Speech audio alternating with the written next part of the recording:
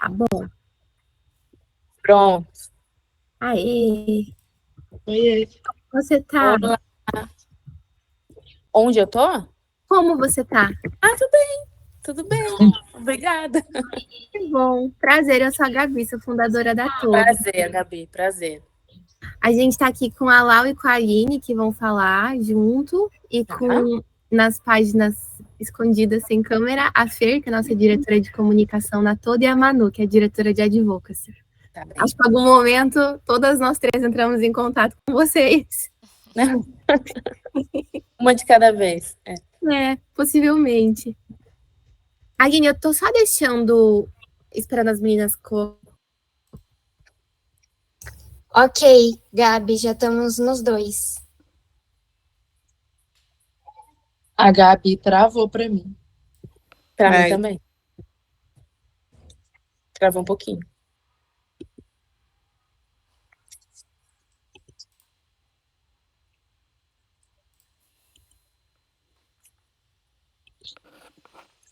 Só um momento, vou conferir com elas.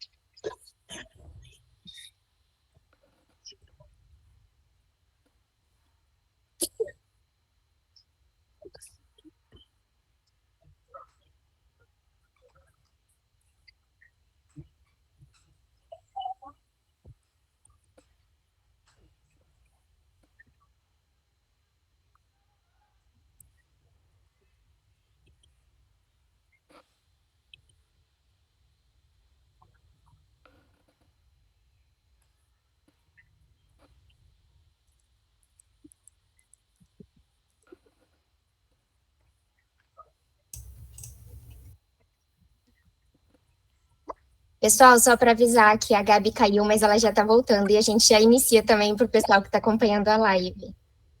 Se vocês quiserem ir se apresentando, contando um pouquinho de vocês, de onde vocês são, por gentileza. Podemos começar por ordem alfabética? Não sei o que vocês acham. Não, já foi no ensejo e vai, Samira. Tá, eu vou, pronto. Bom, o meu nome é Samira Pereira, sou advogada, trabalho com direitos da mulher desde 2017, com pesquisa acadêmica e também na advocacia. A minha área de atuação é essa, é advocacia para mulheres, desde então. Eu venho trabalhando com isso do Brasil e agora estou fazendo a mesma coisa também aqui em Portugal. Então, eu sou a Aline, sou formada como professora, mas faz 5 anos que eu sou criadora de conteúdo digital. E nas minhas redes, né, eu compartilho o meu dia a dia, mostro a minha realidade de mãe solo, de 4 crianças. E, né, digamos que sigo motivando e inspirando, né, as mulheres que me acompanham a seguirem as suas vidas. Posso ir? Meu nome é Laura, eu sou advogada, mas eu não atuo, né, na área. Eu trabalhei um pouco com direito, mas eu trabalhei no Estado com lei anticorrupção. E hoje eu sou empresária, mas assim, eu sou empresária no ramo de cerveja e sou empresária também na parte de fazer eventos voltados para pessoas com neurodivergência, que foco é TDAH. E hoje eu trabalho com isso. E aí, eu sou de Manhuaçu, Minas. Não sei se alguém aí vai conhecer. E hoje eu moro no Rio, gente. Eu não falei de onde eu sou de Pelotas, Rio Grande do Sul. E pronto. Oi, gente. Chegou na hora certa. Voltou. Ai, gente, perdão, meu computador travou, reiniciou. Aí eu fiquei tentando entrar pelo celular. Tecnologia não é minha amiga. Oi, Sté, bem-vinda.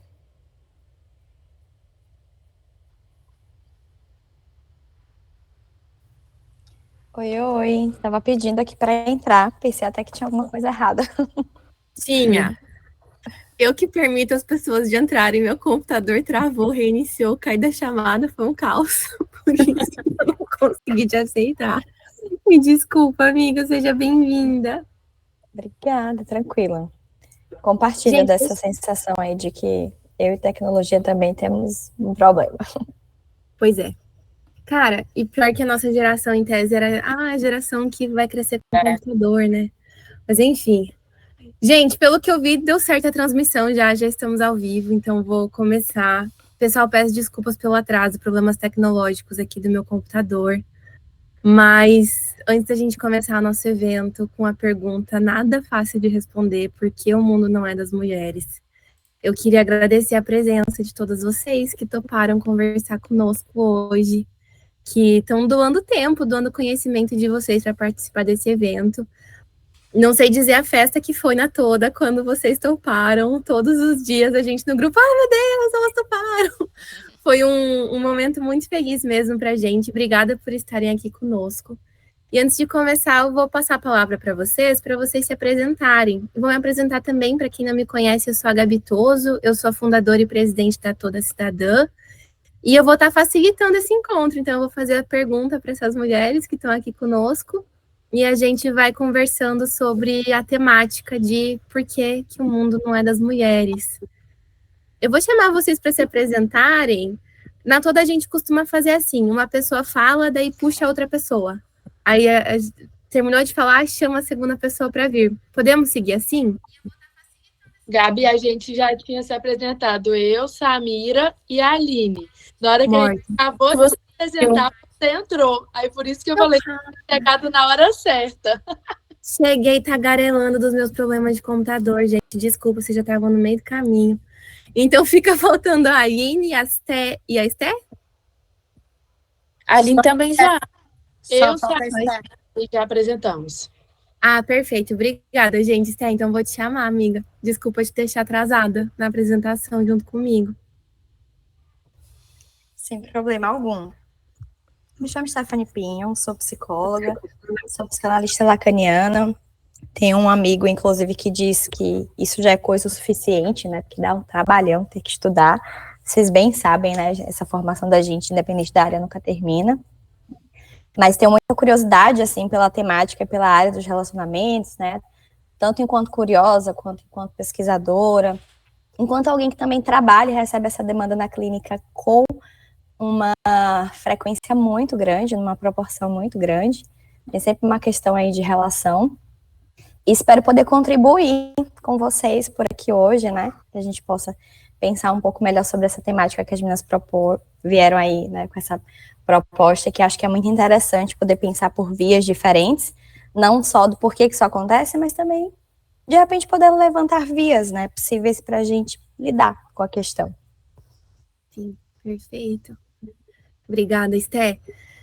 Gente, vou partir para a primeira pergunta, que ela é difícil de responder. A gente tem algumas pesquisadoras aí que já tentaram e tentaram buscar evidências. É um tema até me deixa meio nervosa, assim, quando a gente fala sobre por que o mundo não é das mulheres. E por que me deixa nervosa? Não sei se vocês leram aquele livro Sapiens, super aplaudido. Agora eu estou estudando. Conforme a gente vai entrando na academia, a gente vai vendo a quantidade de homens brancos que a gente lê, né? E aí o Sapiens, o livro inteiro resgata a história da humanidade e o cara dedica um parágrafo para dizer que não sabe por que as mulheres não têm condição de igualdade. E acaba! Ele se dedicou a pesquisar a história da humanidade inteira, mas para as mulheres ele dedicou um parágrafo dizendo, não sei, não há registro suficiente. E a gente tem outras pesquisadoras que tentaram responder essa pergunta. Mas eu queria perguntar para vocês, por que vocês acham que o mundo não é das mulheres? E aí, acho que a gente pode fazer por quem quiser falar primeiro, não vou seguir nenhuma ordem específica, se alguém quiser passar também pode ficar à vontade para passar. Mas, no geral, assim, o que vocês pensam sobre isso, sobre o porquê da gente não estar ainda em posição de igualdade, menos ainda quando a gente fala de mulheres que não são brancas, ou de mulheres que não são... Tem palavra? Tô procurando uma cobertura famosa. Que não tem. Como é que chama? Mulheres que não têm deficiências, que não têm marcadores de diversidade, enfim. Por que será, né? Qual que é a visão de vocês sobre? E quando que foi a primeira vez que vocês pensaram sobre isso? Eu vou puxar aqui, então. Todo mundo ficou assim, ó. Então, eu vou começar por onde foi as primeiras vezes que eu percebi que, para mim, era um pouco diferente, né? Na família onde eu fui criada, a gente tem umas... A gente fala que tem os netos de determinada idade, depois de outros, as levas de netos dos meus avós. E na leva de neto que eu vim, só veio eu de menina. E vieram outros 3 meninos. E desde pequena, né, eu percebia que eles podiam brincar da forma que eles queriam, menos eu. E chegava um ponto que, assim, a Laura não precisa de brincar mais com os meninos, não. Mas, para mim, um ponto determinante mesmo, que foi quando até começou alguns embates dentro da minha família, foi no almoço de domingo, que ia todo mundo para a casa da minha avó. E na hora que, em algum momento, eles acharam que era o momento que Laura deixou de ser criança. E eu parei de poder brincar depois do almoço, porque eu tinha que ajudar a lavar a louça com as mulheres. Também. E aí foi quando eu comecei a questionar por que eu não podia continuar brincando com os meninos. E é muito engraçado, porque até hoje, né, na idade que eu tô, as pessoas acham que eu não gosto de lavar a louça. Não é que eu não gosto de lavar a louça, é porque, para mim, não faz sentido só as mulheres se juntarem para fazer isso. E isso me incomodou muito enquanto criança.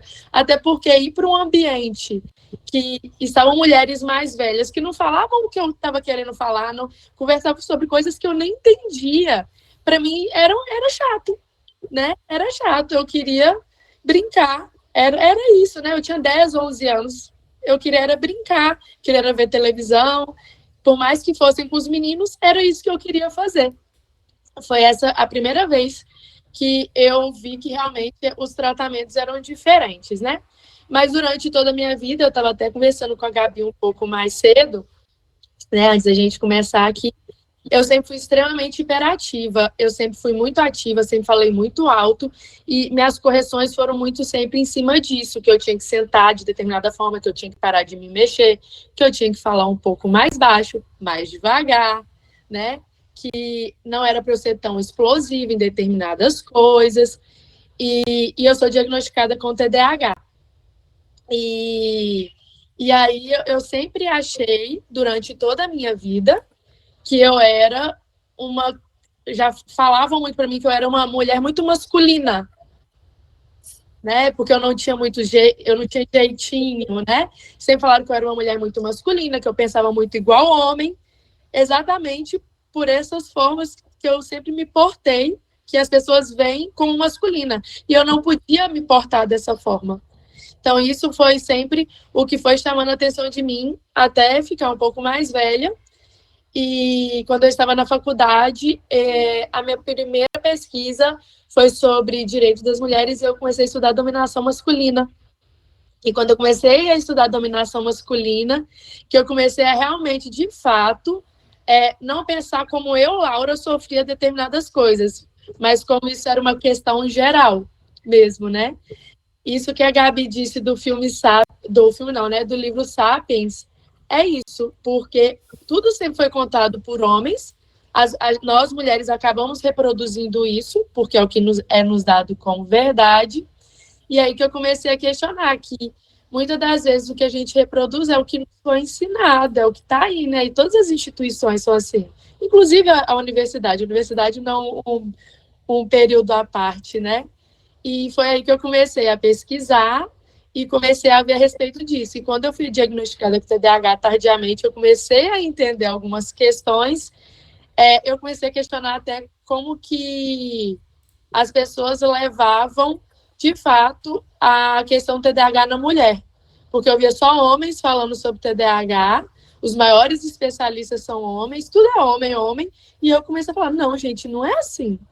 né? A gente tem questões hormonais, a gente tem uma questão de como que a vida, como que é tudo imposto pra gente, questão da depressão da mulher maior, então como que deveria ter um olhar diferente. Foi aí que eu realmente comecei a questionar isso.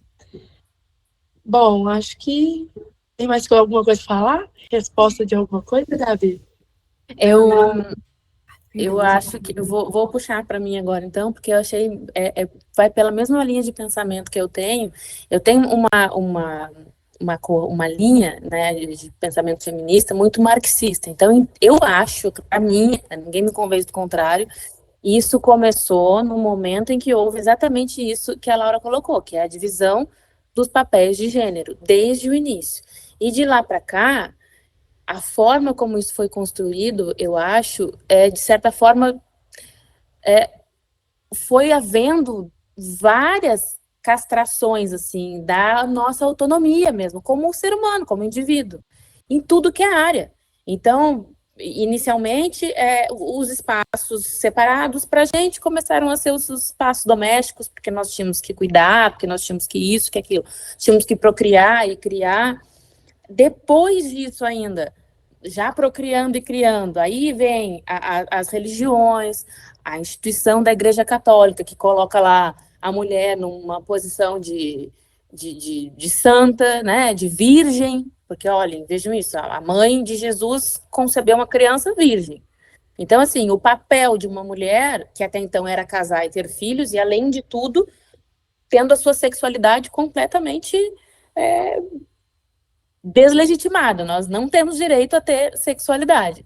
Então, todas as chaves que eu entendo assim da nossa autonomia foram sendo cortadas aos pouquinhos. Primeiro, o espaço político foi a primeira coisa que nos tiraram.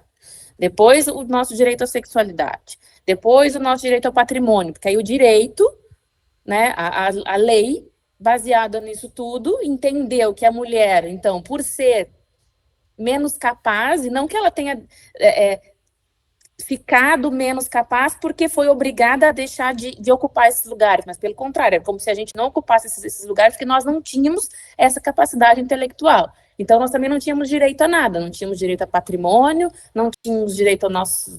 Nem CPF a gente tinha, né? No Brasil, a gente não tinha CPF, a mulher não tinha CPF, até 1962. Então, assim...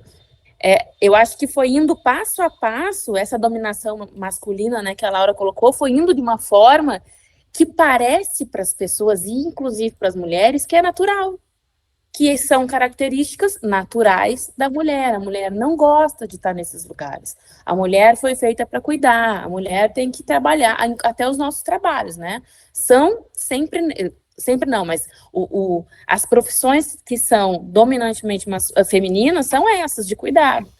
Professora, primária, enfermeira, são psicólogas, são essas as nossas profissões, enquanto que o espaço de negócios, de negociação, de aprender a interagir, de socializar com outras pessoas, sempre foi masculino, até nas brincadeiras, como a Laura colocou. Então, quando a gente tem lá os nossos 3 anos, está tudo igual. Pula igual, sobe no parquinho igual menino, tudo bem. Quando a gente começa a ter consciência, a gente já tem que ocupar esse lugar, porque é assim que é. Aí os meninos vão jogar bola, e lá eles têm que discutir, eles têm que negociar, eles têm que ver quem fez o ponto, quem não fez, eles têm que argumentar, e a gente tá com um bebezinho no colo, cuidando, mal sabe segurar um brinquedo, mas já tem um bebê, às vezes no berço, a criança recém-nasceu, e a mãe já vai lá e só enfia um bebezinho sentado no berço do lado da criança. Quer dizer, é uma coisa muito profunda, mas faz com que, eu acho que é uma coisa muito difícil de a gente quebrar, porque a nossa construção foi essa. Então, de certa forma, a mentalidade feminina foi construída assim. Eu não acredito nisso, eu não acredito em feminilidade, essa coisa toda. Para mim, é tudo uma construção realmente. Não que seja negativo, eu não acho que pelo contrário, eu acho que existem características que são denominadas como femininas e que são importantíssimas. Inclusive, para mim, grande problema, eu nem gosto de usar aquele termo da masculinidade tóxica, porque eu acho que qualquer masculinidade é tóxica, que não é possível uma pessoa se desenvolver com as características que a sociedade entende como serem naturais de homem só, e ser um indivíduo completo. Acho que não tem como. Mas hoje é muito difícil de a gente tirar isso do conhecimento mesmo popular, da cabeça das pessoas. Então, até quando a gente tenta fazer isso, vocês que estão ali no Toda Cidadã, que estão lidando com essas questões políticas, vocês vão ver, as mulheres, quando ocupam esses lugares, o que acontece? Ou elas são de um partido de esquerda, e aí elas são colocadas lá num lugar de masculinizadas, de mulher menos mulher do que as outras, porque não estão de acordo com o que a sociedade espera de uma mulher. Ou então não, ou elas vão para lá, mas aí elas precisam fazer alianças com quem domina, que são os homens, e aí elas esquecem a representatividade e não tem mais. Então, eu acho que isso, sem contar, claro, as questões todas de colonização, de raça, do fato de nós sermos mulheres de um país marginal, que não faz parte do centro, então, e pior ainda, as mulheres negras, pior ainda, porque são colocadas num lugar ainda, eu acho que eles vão mais ou menos que classificando, né, a gente como um pouquinho mais inferior do que a outra. Uma serve mais para umas coisas, e até que a gente chega no ponto da mulher preta, que nem uma autora que eu gosto muito, a Lélia Gonzalez, dizia, né, que só existe para 3 categorias. Ou é a mãe preta, que amamenta e cria os filhos dos outros, ou é a empregada doméstica, ou então é o que chamavam de mulata, que é aquela pessoa destinada à exploração sexual. E isso continua sendo até hoje. Então, acho que essa estrutura machista e racista, né, que existe desde sempre, foi construindo uma teia, um emaranhado, assim, em volta do nosso papel mesmo na sociedade, que hoje, para a gente quebrar, é uma luta contra homens, contra mulheres, contra a estrutura, contra o sistema educacional, contra tudo. Então, esse papel que a gente está fazendo aqui, de discutir, talvez a gente não vá conseguir descobrir o porquê, porque são muitos os porquês, né? Mas eu acho que com certeza, a gente um dia vai olhar para trás e vai ver que nós estávamos fazendo parte de um momento na história da humanidade toda que começou a despertar para isso e que, de certa forma, foi uma revolução, embora não uma revolução, né, armada, mas foi uma revolução digital até, eu acho, porque isso veio muito à tona mesmo depois que a gente começou a usar as redes sociais e tal. E espero que a gente alcance alguma melhora em algum momento, mas eu acho que essa questão dos papéis de gênero e do quanto as mulheres têm isso internalizado é que nos impede de desenvolver a nossa autonomia completamente e aí sim ocupar esses lugares públicos, que é isso, né? A dominação do mundo é quem está dominando o espaço público. De dentro de casa a gente não domina nada. É mais ou menos isso. Posso só fazer um adendo que a Samira disse rapidinho? É porque se a gente pensar, né, na formação do Brasil e no mundo que estava ocorrendo, o Brasil ele foi formado na época que estava ocorrendo a caça às bruxas, né? E o Estado brasileiro ele foi formado muito em cima disso. E foi um Estado que ele começou quando o patriarcado ainda era a questão paternalista, e quando ele se formou de fato, né, quando a gente se tornou república, foi quando ele estava na formação dele, do patriarcado, ele estava se transformando em fraternalista, né? Então, as instituições brasileiras, elas foram formadas em cima de... Já estava estabelecido muita coisa, porque o patriarcado, ele não surgiu do nada, né?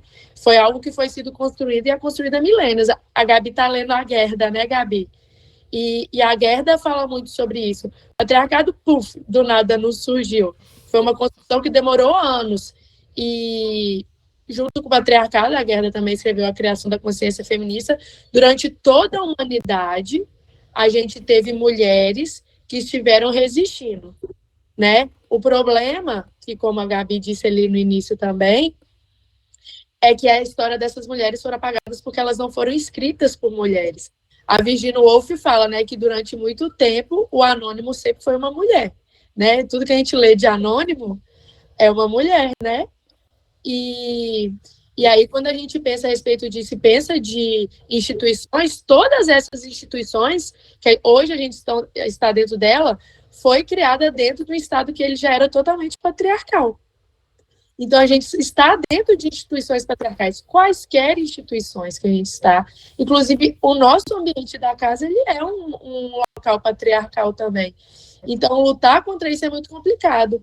E uma questão que foi até quando as meninas me perguntaram, a questão não é só a gente ocupar, porque a gente está ocupando esses locais que são patriarcais. A gente tem que reinventar dentro desses locais, porque entrar dentro dele, ocupar esse local, por si só não basta. A gente tem que reinventar, porque eles foram criados em cima dessa lógica masculina, né? E aí a gente tem a questão, por exemplo, de hierarquia, ela é muito masculina, né? Então, recriar isso é extremamente interessante. Tem até, não sei se vocês chegaram a ver um vídeo que eles colocaram umas crianças / adolescentes, meninos em uma casa e meninas na outra, e que as meninas não se utilizaram de hierarquia, e todos os conflitos elas sempre fizeram conversando entre elas. Eu acho a Stephanie... Tu quer falar, Stephanie? Porque... Pode continuar. E as mulheres, elas organizaram a casa, não utilizaram hierarquia, não utilizaram nada. Toda vez que uma tinha conflito com as outras, elas se juntavam para resolver. E os meninos, quando eles entraram na casa, eles já estabeleceram qual que era o mais forte, qual que era o mais fraco, não se organizaram nem nada. E aí a gente vê que tudo que eles estavam fazendo ali, o mais fraco que tinha que resolver as coisas, é simplesmente uma forma que eles aprenderam que como deve ser um ambiente, do mais forte ao mais fraco, e jogou ali. E as mulheres, naquele ambiente, elas conseguiram reinventar uma organização. E isso, para mim, é extremamente simbólico. Pronto, pode continuar, gente. Acho que eu vou falar, então, agora. Quando a Gabi fez essas duas perguntas, né? A primeira é uma coisa que costumariamente a gente costuma pensar e debater em alguns grupos, né, do porquê que o mundo não é para as mulheres. A segunda, eu fiquei meio pensando por aqui de quando foi que eu percebi que as coisas eram mais diferentes, assim, né, e existia ali uma divisão dos papéis de gênero. Eu acho que foi muito parecido com a experiência da Laura, assim, também pensando nessa coisa dos afazeres e das tarefas domésticas e como que isso é dividido dentro das famílias. E aí acho que num primeiro momento isso não me gerou inquietação, porque eu sou a filha mais velha da minha família ali, né? Então, primeiro veio nesse lugar de você é a filha mais velha, então, por conta disso, tem algumas funções que o outro não consegue fazer ainda por conta da idade, enfim. Mas depois que a coisa foi meio que ficando, né, equilibrada ali, em que esse outro já poderia fazer algumas coisas, o outro também não era demandado nesse lugar, de você precisa fazer isso também. E aí eu acho que foi esse momento que começou a ficar melhor desenhado, assim, para mim, de que existia mesmo essa diferença, né? E penso muito que a gente tem um mundo que não é feito, né, que não é das mulheres, porque no final das contas o mundo não é feito por mulheres, né? Ele não é feito por mulheres, logo ele não é feito para as mulheres. Fico pensando, né, levantando algumas hipóteses de como talvez isso poderia ser diferente, se de fato a gente tivesse mulheres ali, que fossem mulheres que tivessem uma participação ativa. E aí, claro, que não basta ser qualquer mulher, né, a Samira foi falando sobre isso, a gente precisa de mulheres que tenham uma consciência mais desenvolvida em relação a isso, em relação à luta antimisógina, antirracista, enfim, né, para que essas mulheres, elas possam ocupar esses lugares e participar das tomadas de decisões que são importantes e que mudam a vida das pessoas, que são, né, diretamente afetadas por isso, assim. Na segunda-feira, eu estava voltando de viagem, e aí, enquanto a gente voltava, pegamos um engarrafamento tremendo, assim, na estrada, e aí a gente acabou colocando um dos episódios do podcast do Mano Brown, né, aquele Mano a Mano, e foi um episódio que a ex-presidenta Dilma participou, né, e aí ela veio trazendo algumas contribuições ali, eu fiquei pensando, já tinha esse evento para participar aqui com vocês na quarta, eu fiquei ali, né, tendo algumas reflexões, falei, não vou trazer para as meninas para a gente poder pensar um pouco mais. Ela estava dizendo nesse episódio também, além de outras coisas, sobre quais eram as prioridades dentro do governo dela, quando ela era presidenta. E uma delas era a ampliação e criação de creches. Por quê? Por pensar que a gente tem uma quantidade grande, né, significativa de mães, que são mulheres também, né, e que essas mulheres, elas precisam se desenvolver financeiramente para que elas consigam alcançar autonomia, independência financeira, né, terem aí acesso a essas coisas, mas não só por isso, também tinha um link pensando nessas crianças, porque ela fazia um comparativo de, olha, se a gente quer ter pessoas na sociedade que tenham algum nível de equidade e que tenham possibilidades e oportunidades pessoais, profissionais, educacionais, a gente precisa começar a tentar nivelar de baixo. Então, a gente tem que proporcionar para as crianças pobres e para as crianças ricas as mesmas oportunidades de estímulos ainda na primeira infância. Então, essa criança poder ir para a creche não é só uma possibilidade de fazer com que essa mãe tenha a oportunidade de trabalhar, mas que essa criança também possa ter esse contato com estímulos diferentes e que vai fazer uma diferença muito grande quando ela for um adulto lá na frente. E aí, ainda falando, né, sobre essas questões, ela estava dizendo também sobre quais eram as prioridades daquele projeto Minha Casa Minha Vida, e os grupos que estavam no topo enquanto prioritários de esse aqui é o que precisa mais, depois aquele, eram na maioria deles mulheres, né? Primeiro começavam com mulheres que chefiavam famílias, que eram mães solos, e depois iam indo para outros grupos de mulheres, né, com outras necessidades, assim. E aí isso só corrobora mais esse meu pensamento, de que se de repente a gente pudesse ter um mundo, né, que fosse construído por mulheres, e não só, porque a gente tem outros grupos, né, e cada grupo, às vezes, fica mais atento às suas necessidades, né, às vezes as mulheres cis não têm essa mesma atenção em relação às necessidades de mulheres trans, né, por exemplo. Então, mas ter essa participação, eu acho que seria de extrema importância, porque no final das contas, às vezes, quem decide como eu, que estou aqui, né, no final, assim, no finalzinho dessa pirâmide, vou viver, o que eu vou ter em termos de qualidade de vida ou não, é quem está lá em cima, né. Existem decisões que são tomadas e que são extremamente importantes. Não à toa, hoje a gente fala sobre aquela temática da necropolítica, né, que são decisões aí que vão sendo tomadas e que levam, sim, ao genocídio de um determinado grupo ou outro, e que tem tudo a ver com isso, né. Mas é uma questão muito complexa, porque, enfim, né, a Laura estava falando sobre esse outro ponto das hierarquias que se constroem nas relações. Enquanto ela falava, eu fiquei pensando nessa questão de quanto essas hierarquias que tem nos grupos passam para as relações também. Mas eu acho que é algo que dá para a gente falar um pouquinho mais para frente. Passa a palavra para a Aline. Então, a primeira vez que eu percebi que para as mulheres o mundo era diferente foi quando eu me tornei mãe. Porque antes disso, eu não notava, né, não tinha essa noção de como era diferente a realidade no mundo para as mulheres. Mas quando eu me tornei mãe e tive o primeiro embate, digamos assim, né, por ser uma mulher preta, por ser mãe, foi onde eu vi que, meu Deus, que mundo é esse, né? Eu, quando fui numa entrevista, né, de emprego, a primeira pergunta que eu recebi quando eu disse que era mãe era: com quem teus filhos vão ficar quando tu estiver trabalhando?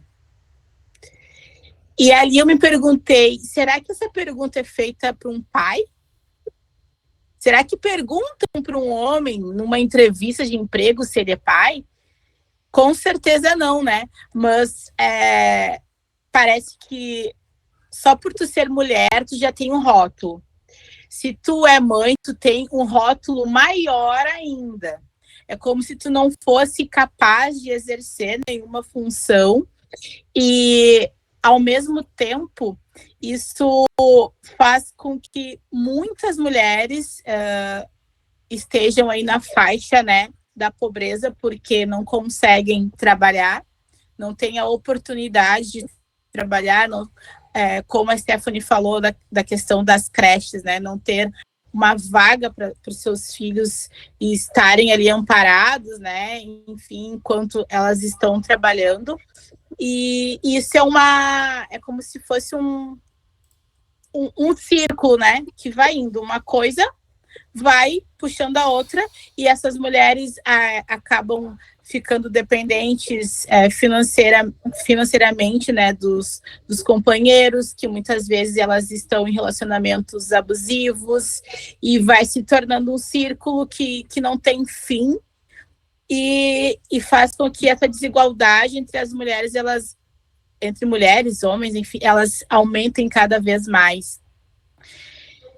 E para que isso possa mudar, é algo muito profundo, que não é tão simples como a gente pensa, né? Não é nada simples, porque isso é de vários anos, né? É algo que vem construído desde lá de trás, que é muito complicado de, digamos, mudar essa estrutura, né? Porque é necessário mudar a estrutura. Eu participei de um evento que teve aqui no Rio Grande do Sul, que teve um painel que falava sobre as lideranças femininas, sobre o que fazer, né? Qual era a importância de ter lideranças femininas dentro das empresas. E como a Laura falou, que não tem, né, na hierarquia, não tem mulheres no poder. No momento que... Desculpa, gente. Tá, um pouquinho, filha. No momento que mulheres estão, né, no poder, dentro de uma empresa, e ela olhar para os lados, ela vai querer se cercar de outras mulheres para ter voz. Porque muitas vezes, quando uma mulher está lá num cargo de poder e ela está cercada de homens, ela não vai ter voz nenhuma. Porque os homens, parece que eles são muito unidos, né? Então, eles, de alguma forma, eles vão silenciar ela. Então, eu acho que essa é uma das, né, respostas porque que o mundo não é das mulheres, e sendo que são as mulheres que movem o mundo, né? Eu queria fazer um comentário a respeito do comentário da Aline, porque também aconteceu o mesmo comigo. Eu fui criada por uma mãe solo, então eu sempre vi minha mãe trabalhar, minha mãe fazer tudo, e na escola eu tinha um comportamento muito tranquilo com relação a isso, assim, então nunca percebi, nunca me dei conta de que havia essa distinção tão grande. Eu me deparei com isso pela primeira vez quando eu tive meu primeiro filho, que foi realmente assim, quando ele nasceu, e aí eu decidi morar junto com o pai dele, e precisei negociar para ver quem que iria trancar a sua faculdade, porque nós tínhamos 19 anos, então, né, alguém ia ter que fazer alguma coisa. E ele, na época, fazia 2 faculdades, uma de manhã e uma à noite, e a minha era à noite. E para mim era óbvio que ele fazia 2, ele trancava uma, cada uma fazia uma e estava tudo bem. Não foi o que aconteceu, porque era importante ele terminar, porque a gente ia precisar dele, meu filho ia precisar dele, quanto antes ele fosse trabalhar era melhor. E, de certa forma, na época eu concordei, porque é aquilo, né? O nosso lugar é esse, do cuidado. Eu sabia que quem tinha que cuidar do meu filho era eu, porque um dia me disseram isso. Então, mas eu comecei a perceber a partir dali.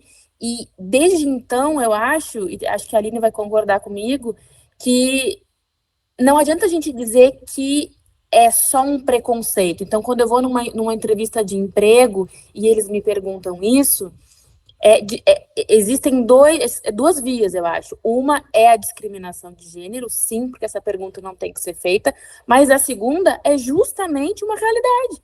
Porque é fato, nós que temos filhos temos muito mais dificuldade de fazer qualquer coisa, de trabalhar, porque nós somos obrigadas, por uma crença, né, a cuidar dos nossos filhos, e é assim. E por mais que a gente consiga, por exemplo, eu antes de vir embora para Portugal, eu fazia parte de um partido político do Rio Grande do Sul, e eu fui candidata a deputada federal em 2018. E uma das questões que nós fizemos várias reuniões nas cidades com mulheres e tal, e uma das questões que elas vinham me dizer era assim, todos os políticos estão aqui falando que vão fazer mais creches, mas a gente não tem um problema com a quantidade de creche. O problema é que todas as creches que a gente tem funcionam até às 5h30 da tarde. E quem é que vai buscar o meu filho às 5h30 da tarde? Ou sou eu, e aí eu não consigo trabalhar, ou é a minha mãe. É sempre uma mulher que tem que estar abrindo mão do trabalho, da vida, para cuidar daquela criança, para exercer o papel do cuidado, porque esse papel é nosso. Enquanto a gente não desconstruir isso, a gente vai continuar tendo o nosso apagão, porque isso é um apagão. Eu fiquei 10 anos da minha vida praticamente não, eu demorei 10 anos a mais do que o pai dos meus filhos para conseguir terminar a faculdade. Então, assim, é muito tempo. Ele já estava com a carreira super estabelecida e eu estava saindo da faculdade. E aí, o que acontece é, muitas vezes, exatamente o que a Aline falou. Nós acabamos ficando por causa dos filhos, porque nós temos que cuidar, porque nós temos que querer o melhor para eles, porque a gente não pode separar e destruir a nossa família, porque é muito importante, os nossos filhos precisam do pai, blá, blá, blá, blá, blá. E aí a gente se mantém em relações abusivas, em relações violentas, e a gente está morrendo por causa disso. Então, assim, é toda uma estrutura que existe mesmo para deixar a gente nesse lugar. E vai ter que ser com muito suor, com muito esforço, com muita briga, para a gente conseguir sair daqui. É interessante isso que vocês trouxeram, porque muitas pessoas falam, né? As mulheres aceitam esse lugar, elas aceitam esse papel. Mas ao mesmo tempo, assim, não é que a gente tem uma opção de escolha muito grande, né? Porque tem tantas mulheres, eu recebo muitos relatos no Instagram, assim. Tem muita amiga, irmã, familiar, minha amiga, irmã, mãe, tia, etc. Tá num relacionamento, o cara tá obrigando ela a sair do emprego, e os argumentos do cara são reais. Geralmente é ele que vai ganhar mais. Então, se você sair, impacta menos no orçamento, porque de fato é um sistema muito bem elaborado. E quando a Aline trouxe essa questão da maternidade, você reforçou, Samira, eu me lembrei muito. Eu estagiei na época do direito num lugar que era focado em direito da infância e da juventude.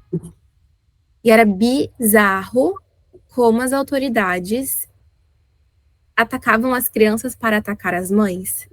Então, por exemplo, o direito à educação, como a Esté trouxe, beneficia as crianças, e é um direito fundamental, o juiz nenhum pode negar, certo? O que acontecia, muitas mães, a maioria mães da classe trabalhadora, a maioria mães pobres, mães racializadas, chegavam para o nosso local de trabalho, que era um local de assistência jurídica gratuita.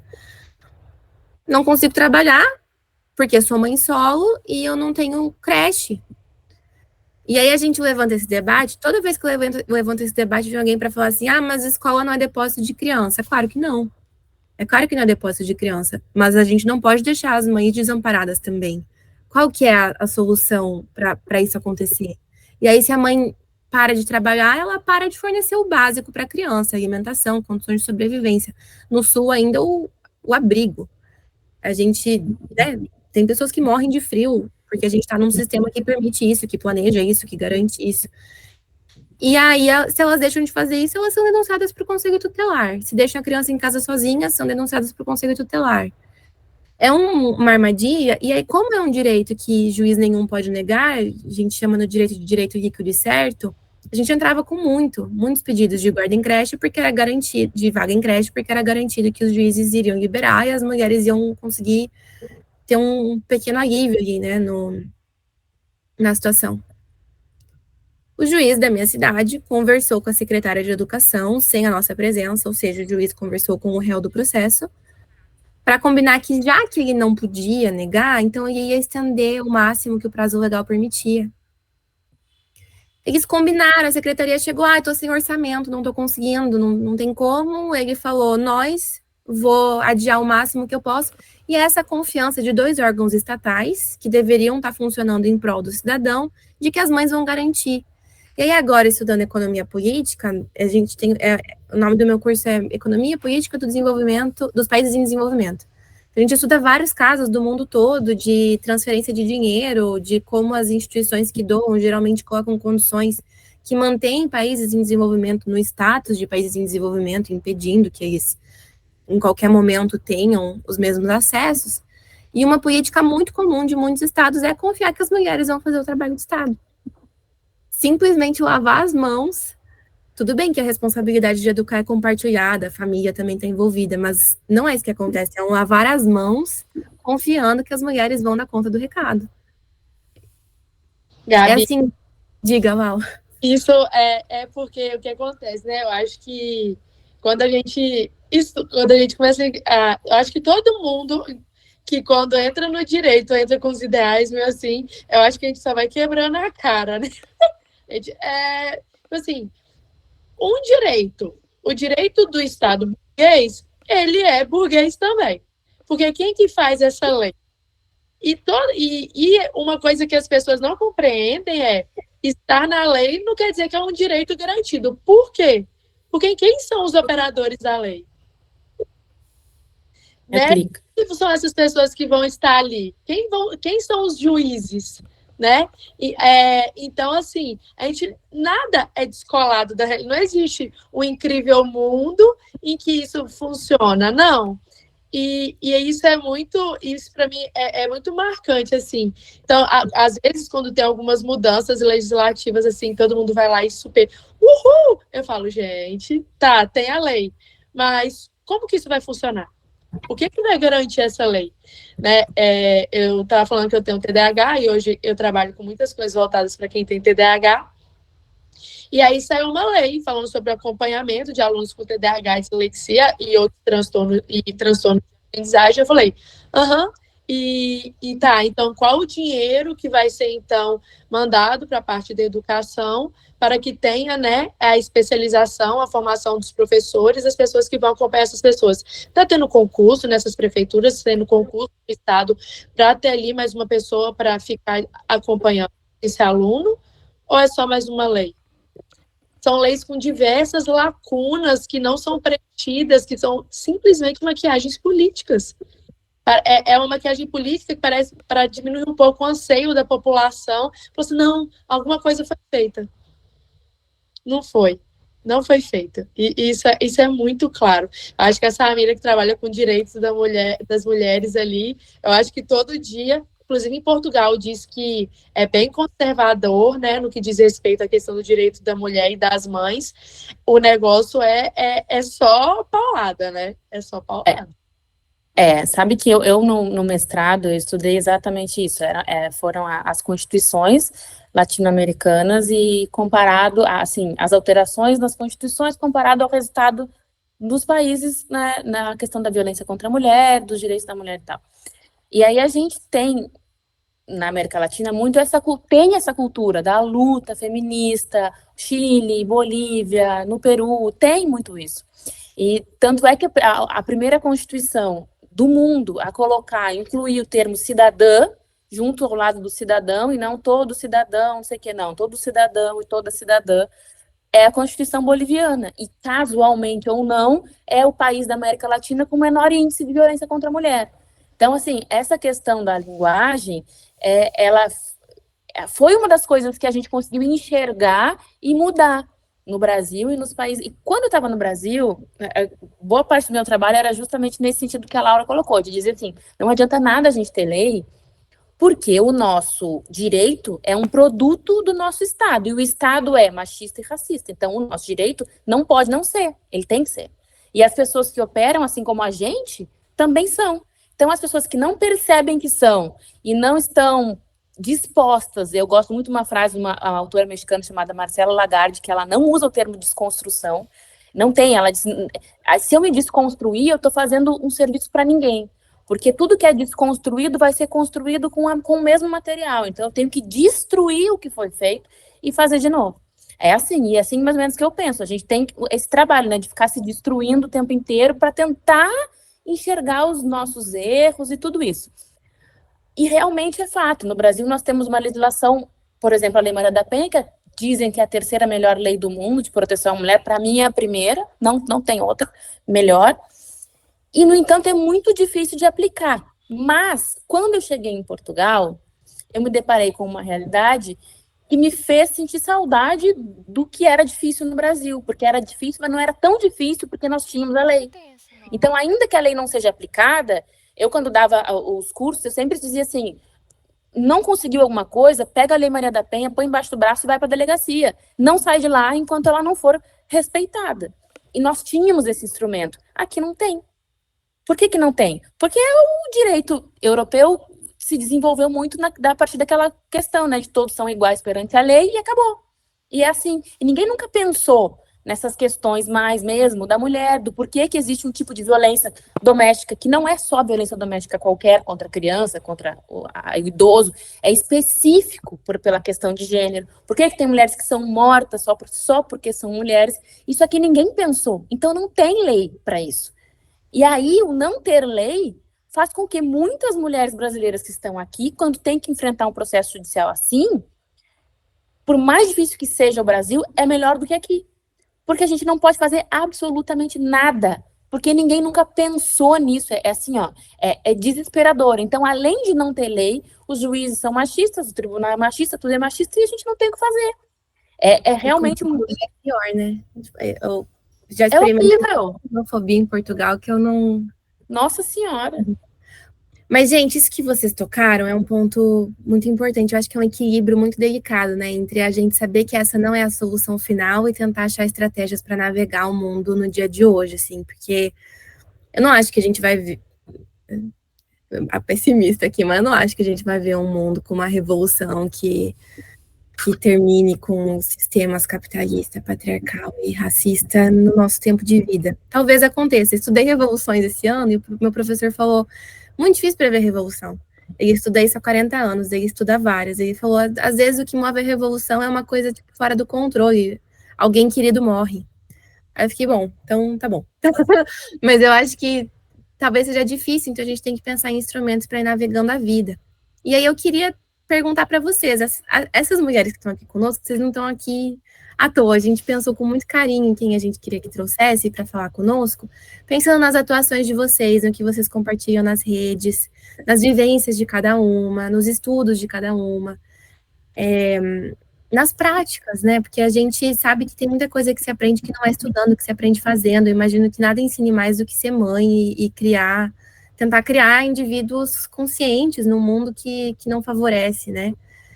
E aí eu queria tocar nesse ponto, assim, que estratégias que vocês fazem hoje para tentar combater isso? Como vocês conseguem navegar esse sistema hoje? O que vocês têm feito, que vocês trazem de recomendação para iniciar um processo de mudança? Foi até uma dúvida da Oliarice no Instagram, que é como que a gente inicia esse processo de mudança, como que a gente aborda esse tema. Eu queria que vocês trouxessem como vocês estão fazendo e talvez uma dica, assim, para quem está começando a se debater com essa temática. Seria muito bacana se a gente falasse também pensando muito na realidade de um país muito racista que é o nosso, né? Para a gente entender que nem sempre o que vai funcionar para uma mulher branca vai funcionar para as outras. Então, seria bacana se vocês pudessem trazer isso. Esse trabalho de vocês.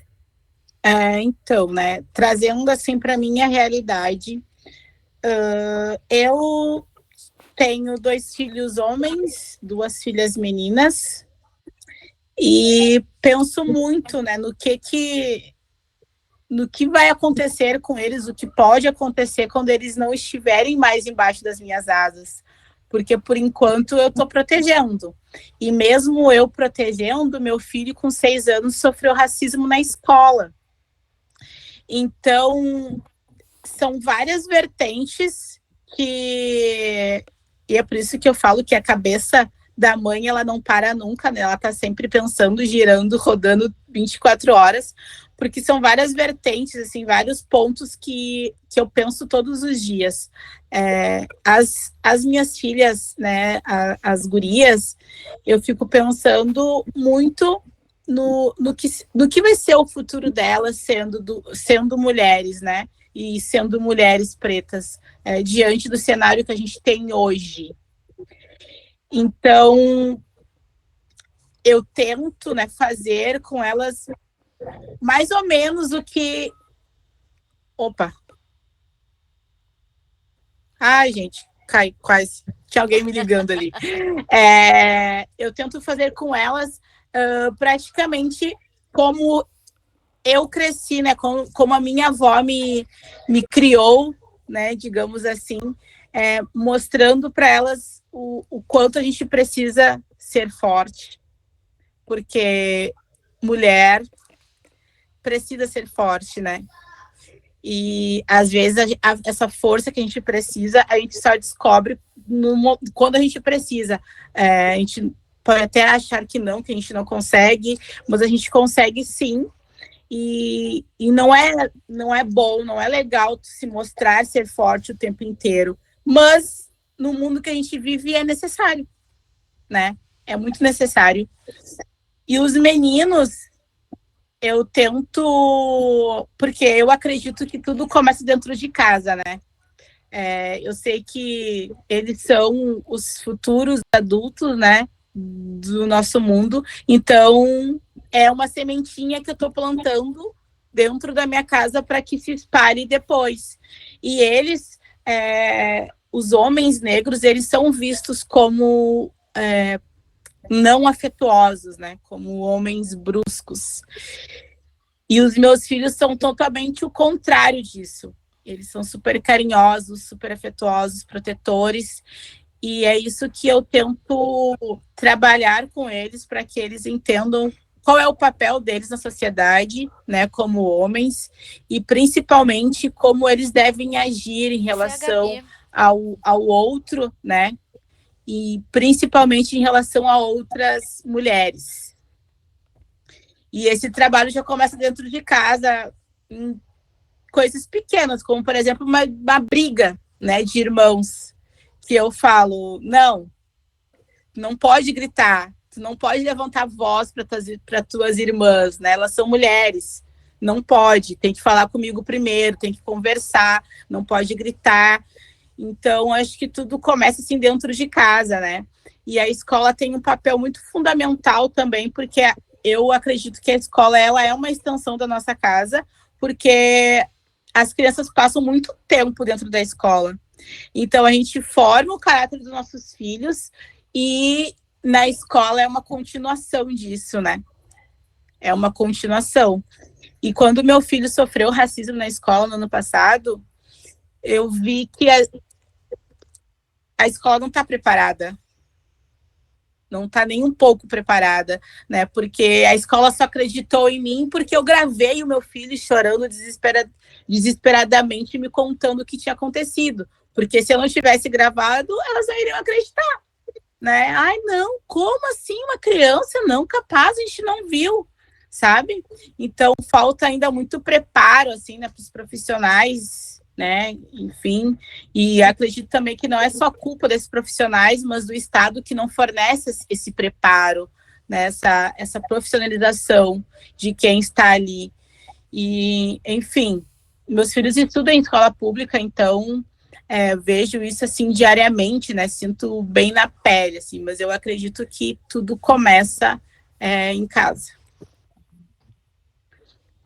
Que revitimização, né? Que passar pela violência, tanto ele quanto você, 2 vezes. Sinto muito que Sim, exato. aconteceu. Bizarro. Eu acho que é mais até do que eles não, do que despreparo, é quase um projeto isso, né? Eles realmente, o Estado de fato não está interessado em resolver essas questões, porque se resolver, a gente vai mudar a estrutura toda e aí eles deixam de ficar, né? E assim, eu também tenho um filho homem, e aí eu ia até comentar com você depois, ia perguntar justamente para você como é que você faz isso, porque assim, é isso, né? A gente ensina muita coisa em casa, mas eles não vivem só em casa, eles vivem no mundo, eles assistem televisão, eles estão na escola, e o meu filho hoje tem 17 anos e ele é uma pessoa super esclarecida, assim, e entende tudo isso, e por ter sido criado nesse meio, eu acho, ele tem, de fato, um conhecimento a respeito do assunto muito diferente do que todos os colegas dele da escola. Mas ele tem características que eu olho hoje e penso, como que eu deixei isso acontecer? Em que momento que eu falhei que ele trouxe, que ele carregou isso? Porque eu queria que ele não tivesse trazido, adoraria, que eu poder dizer, não, meu filho foi criado por uma mãe feminista, ele é afetuoso, ele é não sei, ele é, mas algumas características negativas que são masculinas, como, por exemplo, individualismo, essas coisas todas, eu vejo nele ainda. O fato de não perceber as tarefas mesmo, né? Ele faz tudo que a gente fala para ele fazer, mas ele faz o que a gente fala para ele fazer. E aí eu fico pensando, como que eu fiz? Porque eu não sei, de fato. E aí a minha filha é uma menina, tem 11 anos, e ela é mais ligada nessas coisas do que ele. Como eu não acredito em natureza, eu só fico olhando. Por quê? Sabe?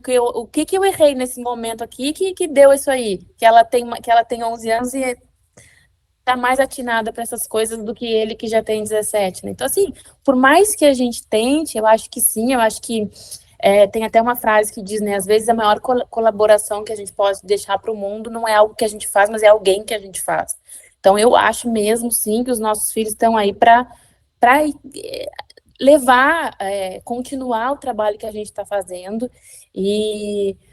mas é muito difícil para nós que somos mães, e sem, eu pelo menos, acho que a Aline também, né, mãe solo, eu também sou, então assim, a gente tenta, mas é aquela coisa de ficar dando murro em ponta de faca, porque a gente também enfrenta toda essa dificuldade de estar sozinha, de ter que fazer tudo sozinha, e às vezes cansa, é aquela coisa, né? A gente é forte, mas não é forte o tempo inteiro, a gente cansa. Então, eu acho que essa nossa luta é muito política, porque em tudo que a gente faz, eu pelo menos vejo isso, em tudo que a gente faz, isso está incluído. Então, às vezes as pessoas me perguntam assim, mas com o que tu trabalha? E eu até nem sei muito bem dizer com o que eu trabalho, porque...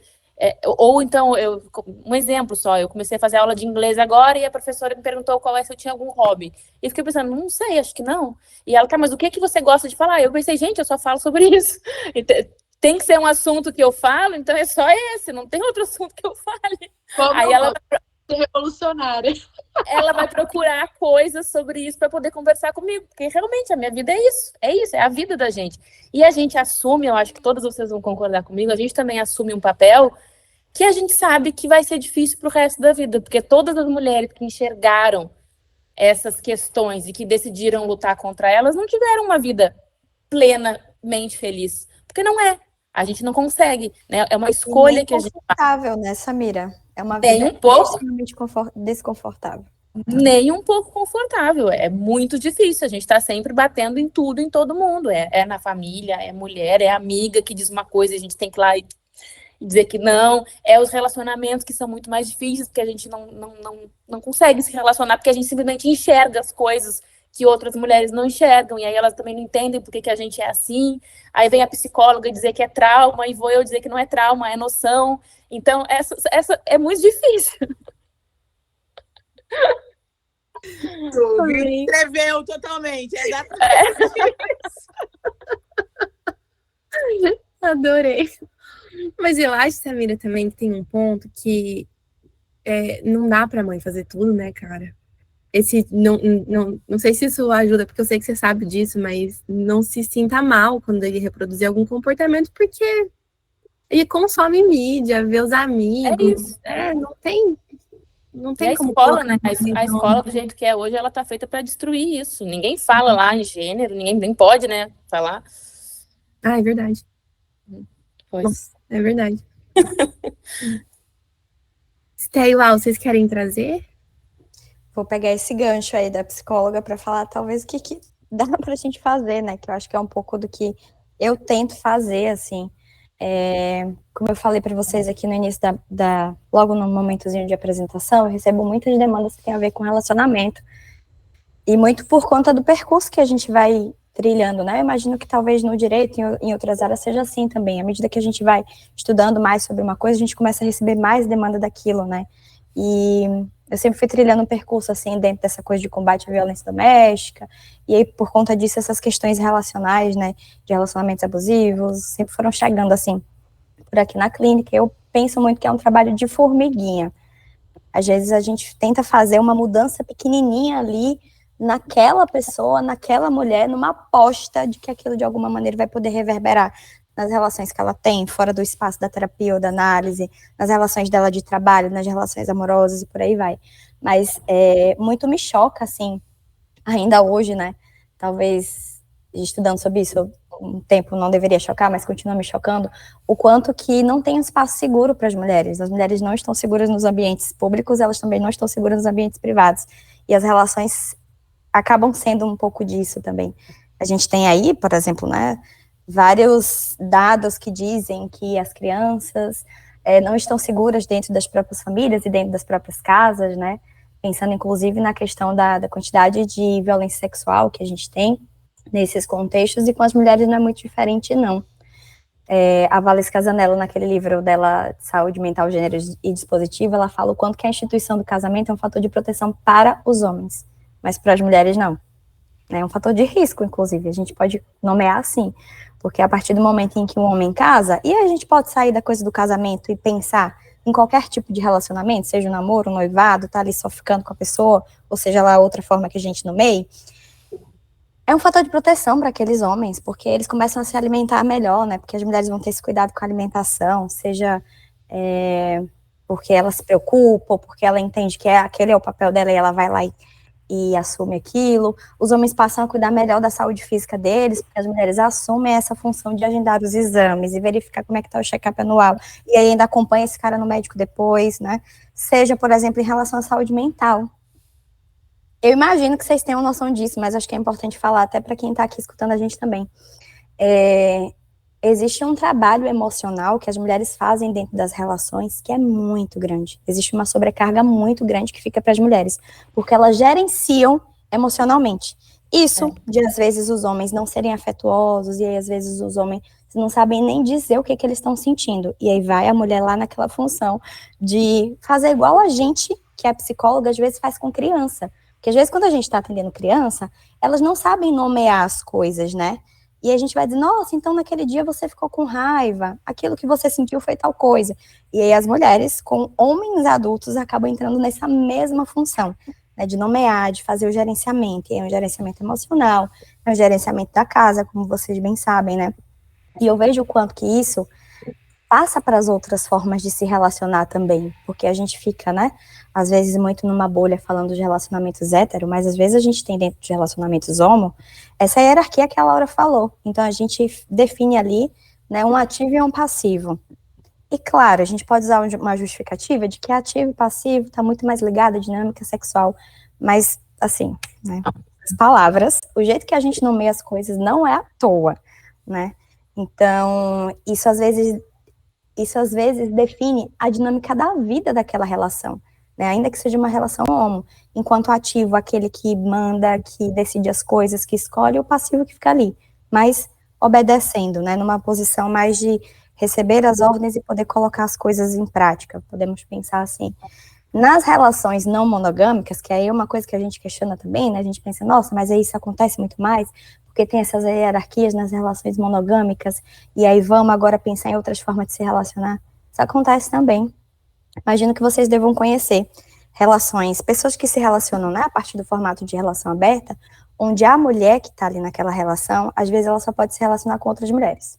Ou às vezes, para entrar alguém na relação, tem alguém que tem que fazer essa aprovação.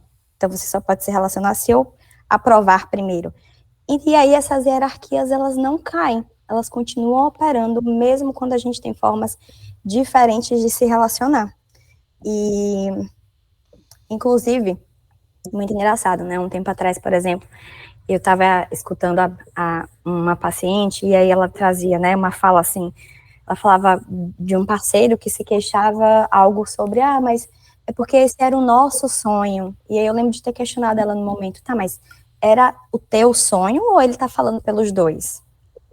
Esses são questionamentos que, cara, eu faço todos os dias, assim, sempre tentando trazer essa mulher para um lugar de sujeito mesmo, mas o que você queria fazer, né, e o que você acha disso? Isso faz sentido mesmo para você? Vocês acordaram essa regra lá atrás, mas e agora, como é que tá? Isso continua fazendo sentido para você?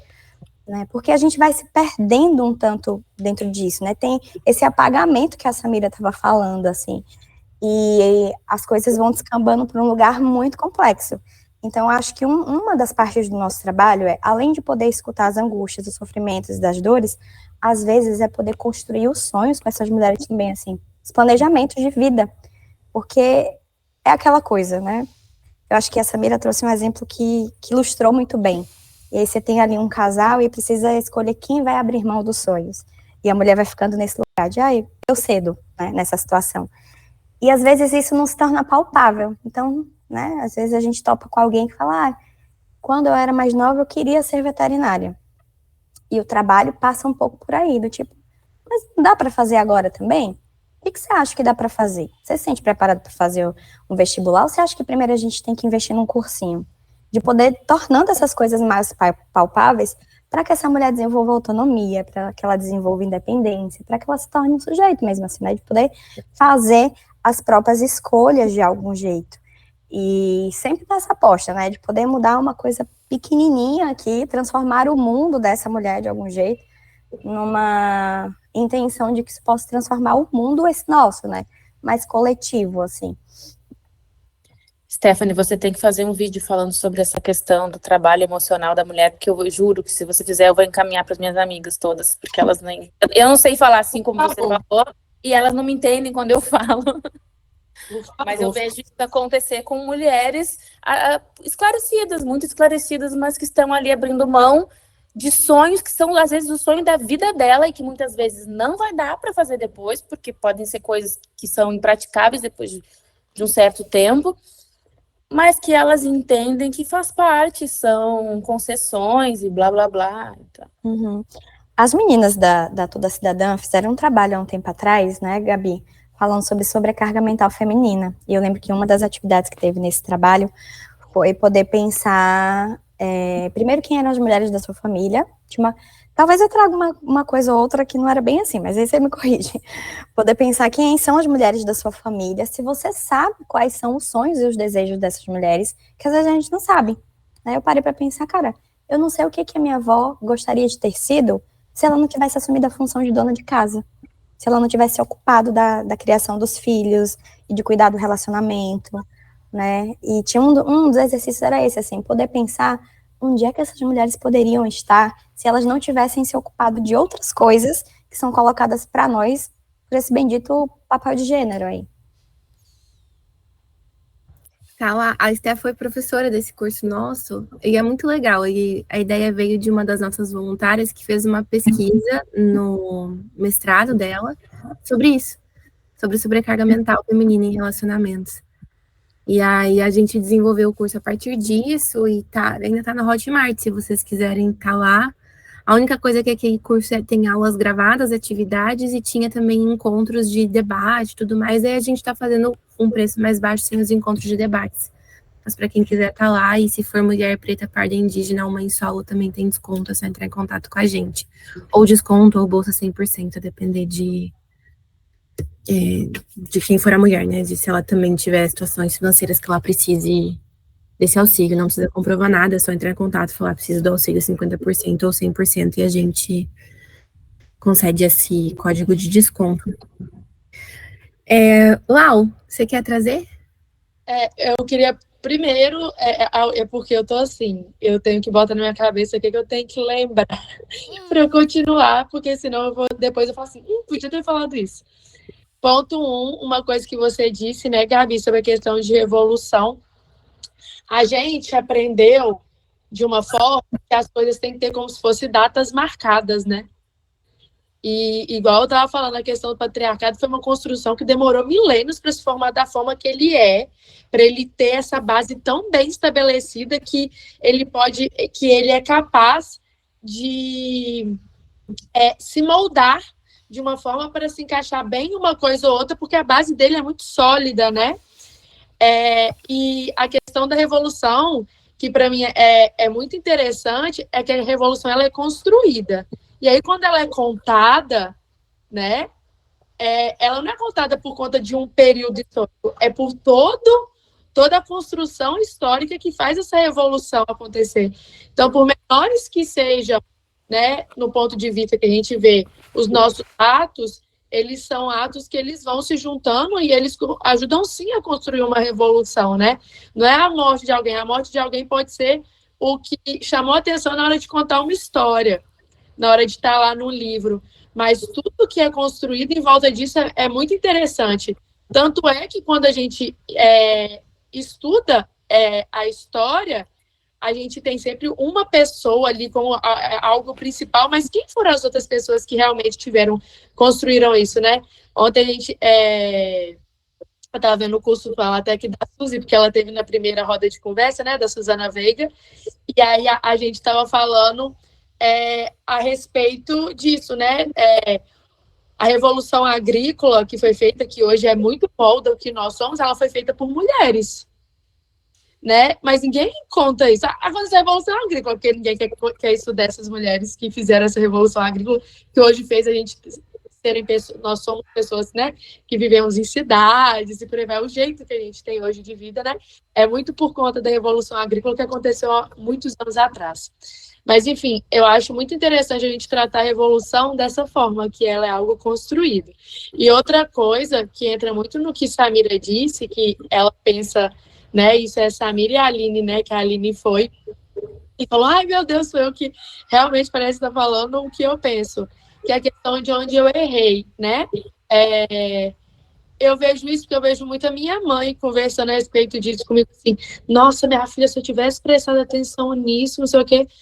E aí eu falo assim, mãe, nós, seres humanos, nós somos uma construção também, sabe? Você está falando do seu filho com 17 anos, nossa, minha cabeça quando eu tinha 17 anos era outra coisa, sabe? A gente vai moldando muito algumas coisas na nossa vida, a gente passa por situações que muda muito o que nós pensamos, o que nós somos, sabe?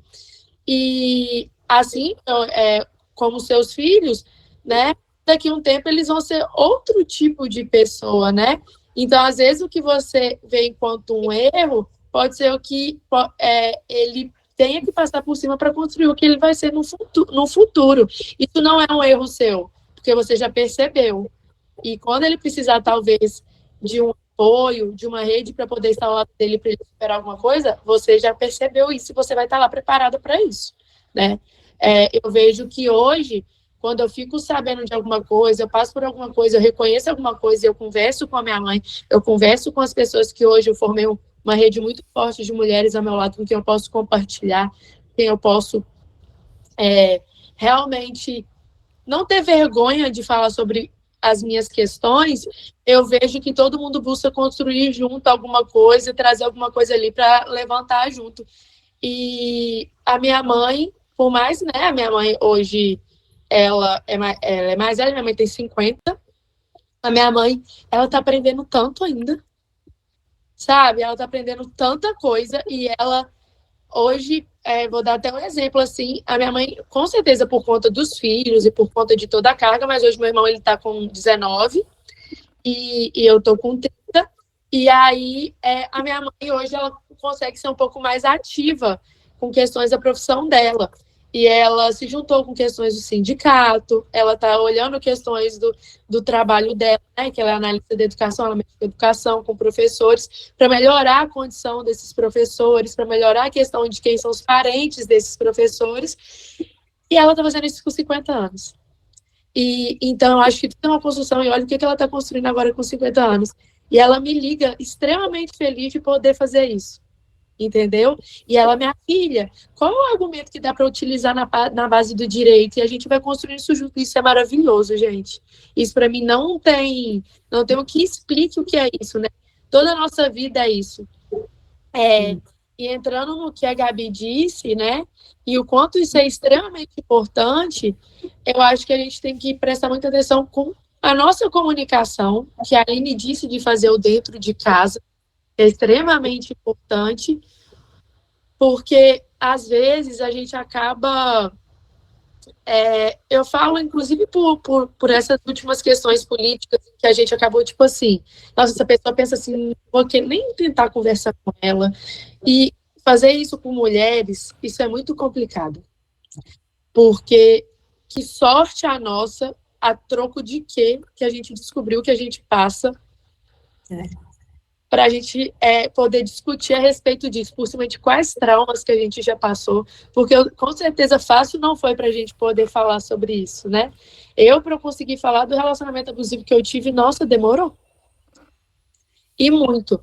E saber comunicar, saber chegar perto dessas pessoas, falando, por exemplo, de questão de mulheres racializadas. E é uma coisa que eu vejo muito aqui no Rio. Muitas das mulheres racializadas, elas não estão dentro de uma religião de matriz africana. Muitas estão numa religião evangélica, porque ali elas foram vistas enquanto mulheres, ali elas foram vistas enquanto irmãs, e ali os filhos dela foram vistos como pessoas que não é um possível bandido, né? Ali essas pessoas foram abraçadas. Eu realmente não vou me comunicar com essas pessoas, porque elas são evangélicas e não tem como comunicar com o evangélico. Qual é o ponto comum ali? a minha melhor amiga, a gente tem muitas coisas que a gente não pensa parecido, né? Sou madrinha da filha dela. E eu percebi que um ponto de encontro que a gente tem é falar sobre a questão da infância, de pedofilia, de como que anda a internet sobre isso. E a gente achou um ponto de encontro maravilhoso para falar a respeito disso. Então, a revolução, ela acontece gradualmente e a gente sabendo comunicar da forma certa com as pessoas certas. Eu não vou afastar de mim as pessoas que eu sei que podem precisar de mim por conta de uma divergência, sendo que tem alguns pontos a gente que se encontram muito, nós somos mulheres, né? Então, tem muita coisa que encontra, e redes de mulheres, elas são muito poderosas, entendeu? E esse ambiente de troca, o ser humano, quando ele está nesse local de suporte social, quando ele tem esse sentimento de pertencimento, esse sentimento de comunidade, isso é muito importante. Isso é muito importante. Não é afastando que a gente consegue fazer certo. Hoje, quando eu organizo o congresso, né, que eu organizo um congresso de TDAH, a gente tem as vagas sociais e eu prezo para a questão de mães solos, mães negras, pessoas racializadas, baixa renda, mas eu prezo muito pelas questões de mães. Mas mesmo não analisando as vagas sociais, eu vejo que a maioria das pessoas que estão ali dentro do congresso são mulheres. Muitas trabalham com esse trabalho de cuidado, né? São enfermeiras, são psicólogas, são as mães. E elas estão ali pelos filhos, pelos maridos, por essa que eles querem entender. Então, isso que a Stephanie disse para mim foi muito marcante, porque elas estão ali eu preciso de ser suporte para essa pessoa. Eu preciso de entender o que ela está passando, para às vezes tentar convencer ela a fazer alguma coisa, para buscar ajuda especializada, para tentar melhorar aqui meu atendimento para isso, para sempre conseguir abraçar ao máximo. É uma maioria absoluta de mulheres. É muita mulher querendo isso. E as mulheres, o quanto elas querem muito mudar ali a realidade do filho. Quando eu vejo as justificativas, é muito marcante para mim como são as justificativas e o quanto elas querem uma melhora para os filhos delas, para eles chegarem a um determinado local e terem pelo menos um pouco de esperança a mais do que elas tiveram, sabe? Eu acho isso extremamente marcante, assim, quando eu vou analisar isso. Então, assim, as mulheres, elas não estão paradas. Elas buscam, sim, melhorar a questão a questão do cuidado da saúde, e elas buscam sempre melhorar para o outro, não só para elas. Então, eu acho que a gente já está se movendo, sim. E fazer o que a gente está fazendo já é uma forma de se mover. Eu vou fazer uma complementação também ao que a Laura falou, nessa questão das mulheres estarem, né, de nós nos movimentarmos sempre nesse sentido do cuidado, da salvação e tudo isso. O problema disso é que a gente enxerga isso tanto para o lado bom, quanto também para o ruim, porque é uma questão da mulher, assim, de cuidar realmente sempre do outro, o outro vem antes, o outro é mais importante. Então, se eu tiver que fazer coisas boas para cuidar do outro, eu vou fazer, mas se eu tiver que também não fazer coisas boas para mim, para cuidar do outro, eu também vou fazer. Eu fiz uma vez um trabalho numa penitenciária mista que tem no Rio Grande do Sul, tinha homens e mulheres, e o trabalho foi uma pesquisa só com as mulheres que eram mães. Todas as que estavam lá, eu passei por cada uma e entrevistando.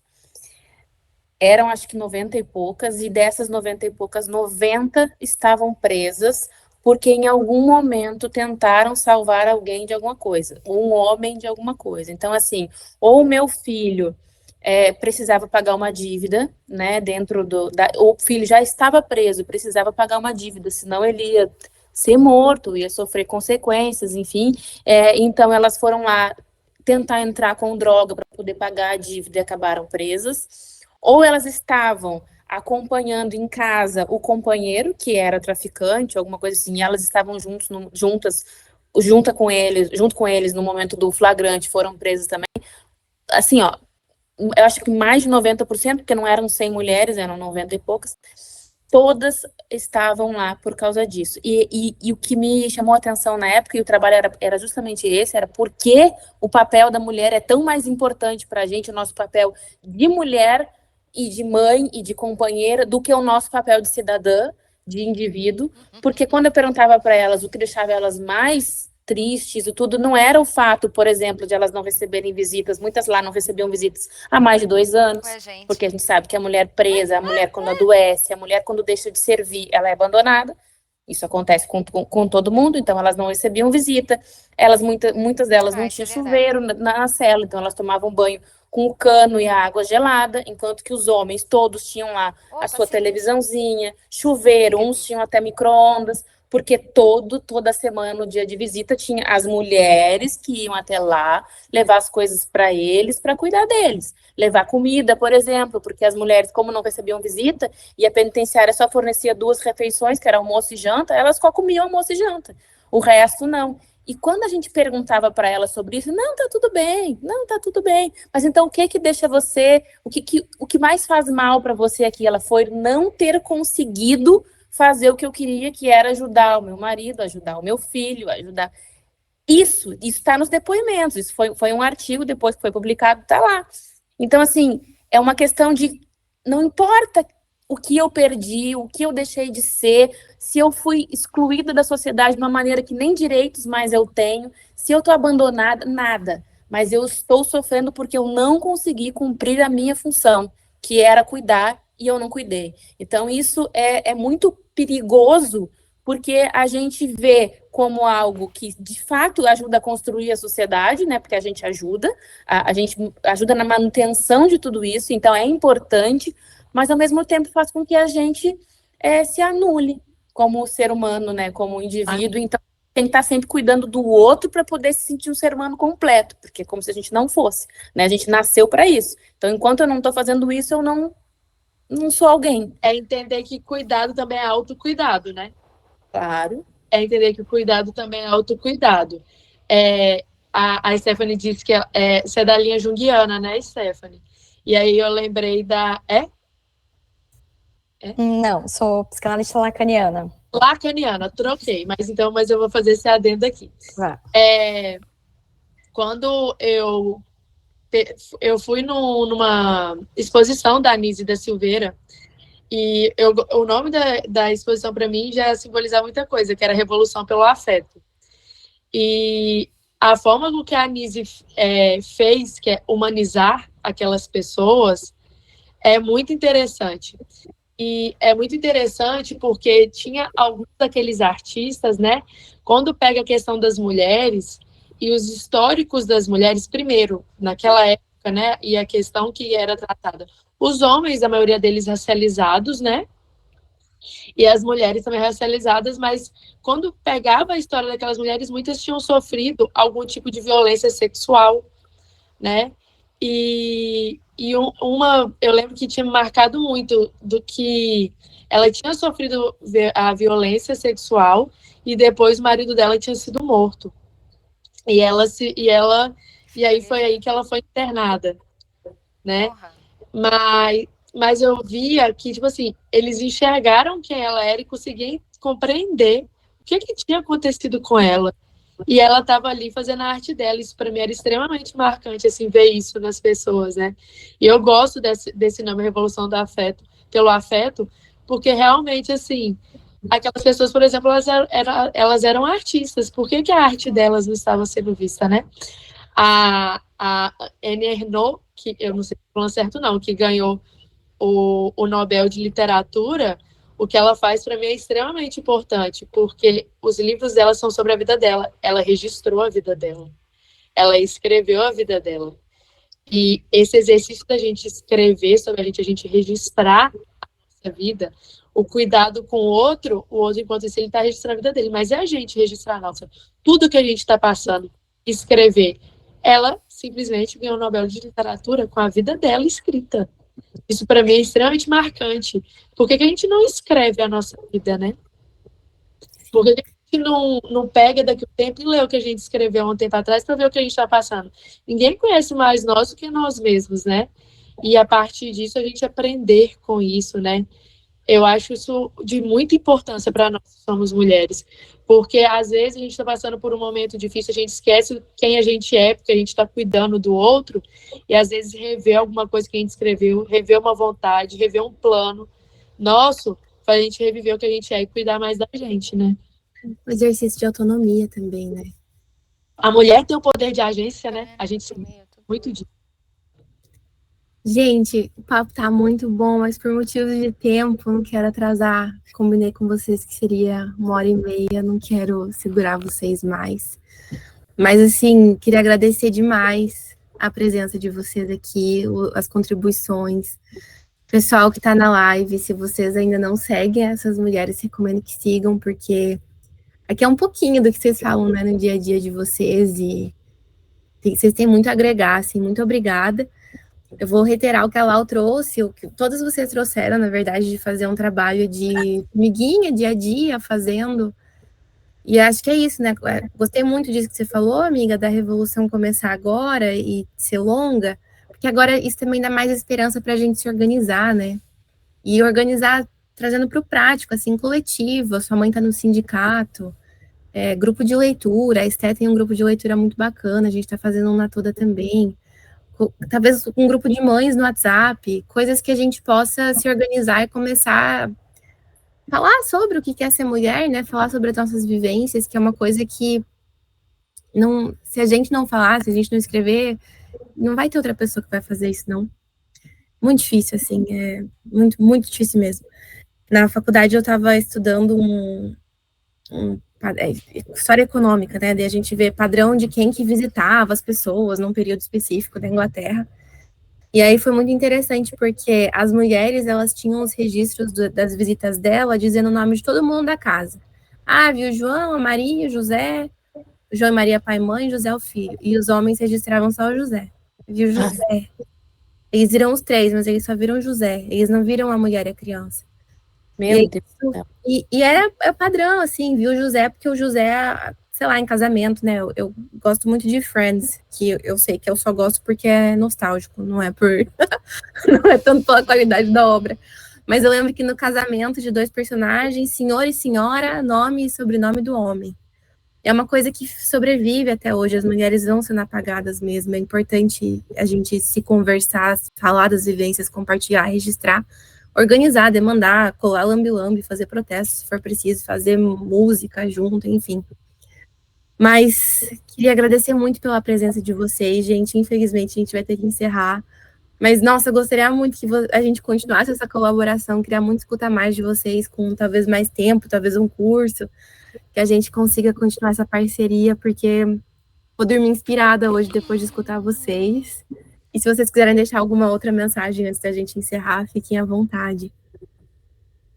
Eu acho que todas vamos dormir inspiradas, porque ainda que a gente tenha noção, né, de tudo isso, mas eu acho, eu não sei se vocês, mas a minha realidade pelo menos é assim, nem sempre a gente encontra, aliás, quase nunca a gente encontra no nosso dia a dia mulheres com quem a gente possa discutir essas coisas e falar o que a gente está falando aqui.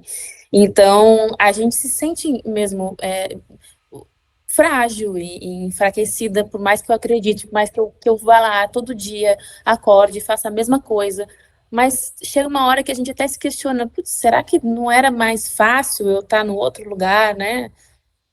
Vivendo uma vida mais normal e enfim, então quando a gente encontra, assim, outras mulheres e a gente consegue perceber que existem pessoas que estão vendo a mesma coisa que a gente está vendo, fortalece muito. Então, eu queria agradecer pelo convite, o encontro foi muito boa a participação de todo mundo.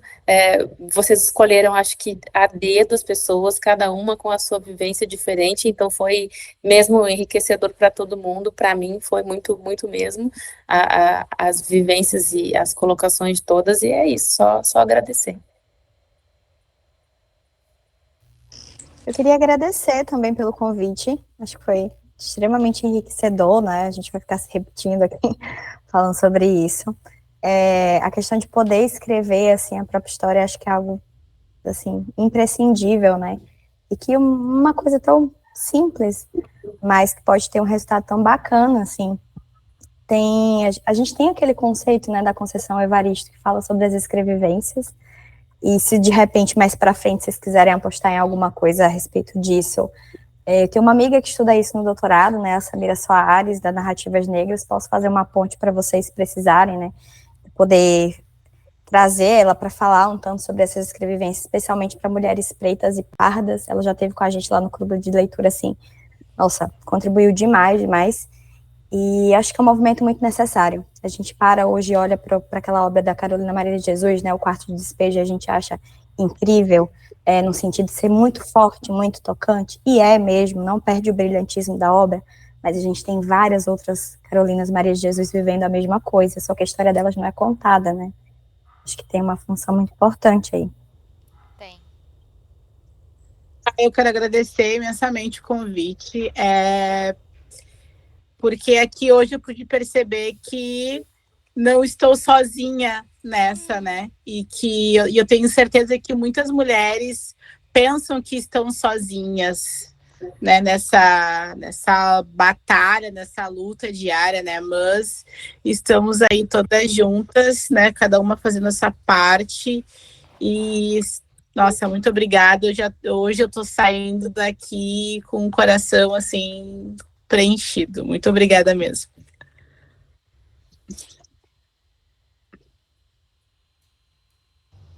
Eu acho que eu já falei muito, eu só vou agradecer mesmo pelo Nossa, convite interromper. da Gabi, porque antes eu até postava muitas coisas no Instagram, só que hoje eu ando trabalhando tanto para poder, né, conseguir fazer por detrás, que eu realmente acabo não postando nada. E que bom que a Gabi lembrou de mim para vir aqui e conhecer vocês, poder ouvir vocês também, tá? E todo mundo que está aqui com a gente, queria agradecer também. E eu quero que, Stephanie, você faça essa ponte com todas e faça. Eu achei muito legal a dica que a Samira deu para você falar sobre essa questão do cuidado que a mulher pede, essa questão dela ser a psicóloga de todo mundo. Achei isso interessante. Faz uma collab, gente. Amei. Gente, muito obrigada. Também estou muito interessada em saber sobre essas questões. Perdão, desculpa, eu te cortei, foi sem querer. Não tem problema não, que eu quero seguir muito a Aline também, porque eu gosto muito de seguir essa questão de maternidade, porque depois que eu comecei a ter afilhada, eu fico querendo saber de tudo da minha afilhada. Então, assim, eu gosto muito de acompanhar o cotidiano demais e tal. Então, assim, estou muito interessada na questão do que a Aline posta também. Samira, por ser da área, eu já sei que eu vou gostar também muito. Amém. Gente, então, muito obrigada. Um final aqui. Sobre isso que vocês falaram de não ficarem sozinhas, eu vou pegar o gancho, porque a gente tem na Toda uma comunidade, a gente chama de comunidade cidadã, que por enquanto é um grupo do WhatsApp que a gente tem pessoas afins, assim, que já fizeram parte dos nossos cursos, dos eventos, e a gente tá lá para ser um grupo de mulheres mesmo, que não só mulheres, a gente tem um ex-voluntário da Toda também, mas majoritariamente mulheres, e a gente fala por lá sobre as nossas vivências, troca ideias de conteúdo. O time da Toda está sempre postando notícias, coisas nesse sentido sobre as mulheres. A gente está com um planejamento bem bacana de grupos de estudo, coisas assim que são para a comunidade. Aí, se vocês tiverem interesse, a gente vai enviar por e-mail para quem se inscreveu no curso e para vocês também um formulário de avaliação para a gente sempre melhorar para os próximos. A gente tem próximos planejados. E também o link da comunidade. Quem quiser entrar, é só entrar.